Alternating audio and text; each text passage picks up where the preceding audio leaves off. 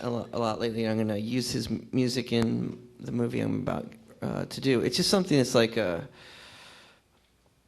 different feeling. Yeah. Do you do like, I was reading about how Kubrick in 2001 actually used all that classical music as, what's the term for it, when you edit to music that you don't actually intend on using in the final, like you just sort of edit to music until it's scored afterwards by someone? Anyway, there's a term for that. But he just edited, they just used all the Stravinsky and everything while he was editing. And then he liked it so much that he actually had a score that he scrapped by a composer. Yeah, usually what it is, I'll be... So do you do that? Do you edit to music? Yeah, no, not usually. Like I'll have, we're editing on computer, so I'll just put the songs that I like at that time, or songs that I wrote it, listening to, or just things that strike me as like a kind of a feeling. And you edit to it? Yeah. You actually edit to it, and then you keep it. Right. Yeah, okay, so that is sort of, but you've never actually used a composer. No. I probably won't. What? Not even for the new one? No, probably no. I'm going to use different things, different music I like. Okay. Right here. Oh, there. I have two things to ask. Firstly, I have a CD for you. I was hoping I could bring it down. And secondly, if you would be able to talk about Fight Harm a bit, because I've only heard a little bit about it, and it's pretty interesting. Yeah, Fight Harm. Yeah, just bring it down. Fight Harm is the movie, if some of you don't know, that Harmony has been working on, in which he provokes people to beat the shit out of him and then has people filming it. Is that an accurate description? Harmony? Is that an accurate description? Yeah. You had people you provoke people who would to beat the shit out of you, and then you'd have somebody like David Blaine shooting you. Yeah, that's right. Yeah, that's right. And so you intended on making it a 90-minute movie, but you were getting too beat up, and you went. Did you go to jail once for it? Yeah, twice I went to jail. I was taking a lot of Quaaludes at the time, and it was like distorted my judgment a little bit. And also, I mean, where did you get Quaaludes? Because I remember running into you in New York, and you were on Quaaludes, and it was like way past the time that anyone was doing Quaaludes. Yeah, I know. It was so good. I found this guy. He was like a relic. He lived in Long Island, and he used to make them in his bathtub. And man, those suckers are great. And but yeah, I spent like whole years on those, and we used to hang out there. That's why I got in a lot of trouble. So you were making, but did you abort that project? Like, what happened was, like, I wanted to. I really felt strongly. I wanted to make like the great American comedy, and like I felt like that. I was reading a lot of like joke books, and that was another dream, was to be able to write like like a joke book, a book like a novel consisting of like one-liners and stuff that I'd make up, and. I was reading like a lot of the Milton Berle jokes, and I noticed that with the humor, there was always a victim.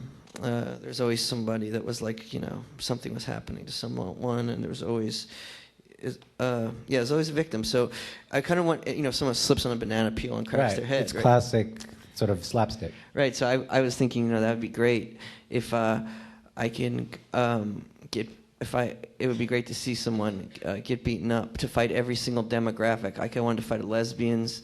I wanted to fight, half-breeds. I wanted to fight... albinos, I'm sure. Yeah. I just wanted to fight every single demographic. And how many did you get? Well, this one... I know a black man beat the shit out of you and broke your ankle. Yeah, I got this bouncer beat me up. This guy, cab driver, smashed me in the head with a mandolin. There was a few times. The problem was that like I would try to do too many in a single night. I was, and then also. How would you provoke them? Well, what I do, the rules were that I would do and say whatever it took. Okay, the other thing was that like wouldn't be funny. I could have found somebody. Like I could have probably cast somebody that would have been willing to be in one of my films and get beaten up, but I didn't think. Beat you up. Yeah, no, not to beat me up. To do instead of me. But, okay. See what I'm saying? I see. But I thought in order for it to really for the humor to really thrive, I needed to do it myself. So what happened was, like, I didn't realize how short a fight lasts. Or especially when you're fighting. Especially when you're involved, I guess.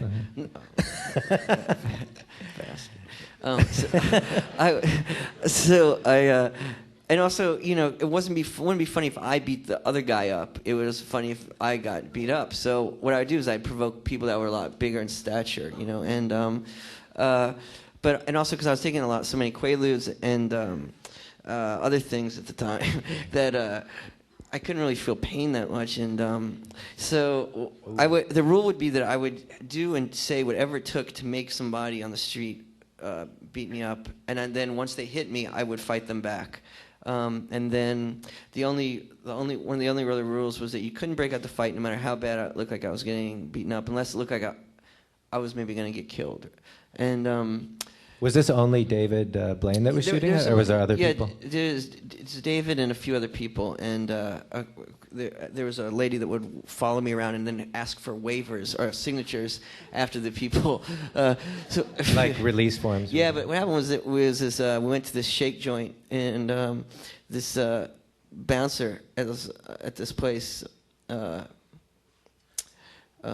I went up and I popped the stripper's balloon, and this guy flipped out, and he broke my ankles, and he put them up on a sidewalk, and he started snapping them, and I didn't really realize it when I stood up, you know. It was horrendous, and I also cracked a few of my ribs, and you know, but the comedy came in from when. It was, you know, because here's what happened. Like, I got up and I was, you know, I was making like chimpanzee noises. I was trying to get them, you know, involved. And so whatever it takes. Yeah, whatever it takes, you know. And it's for everything, whatever it takes, you know. The purpose makes it holy. Remember that. I took I went to go grab a wire trash can, like a big trash can.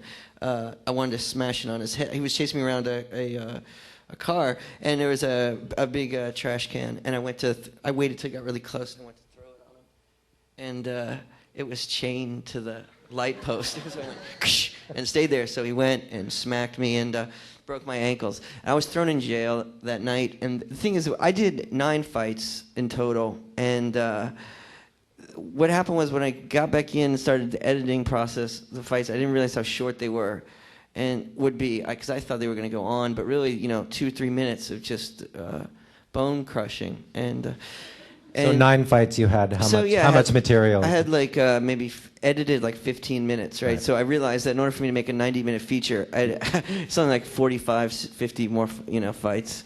And, you'd be dead. And I'd gotten arrested twice, and there was the 3 strikes you're out rule.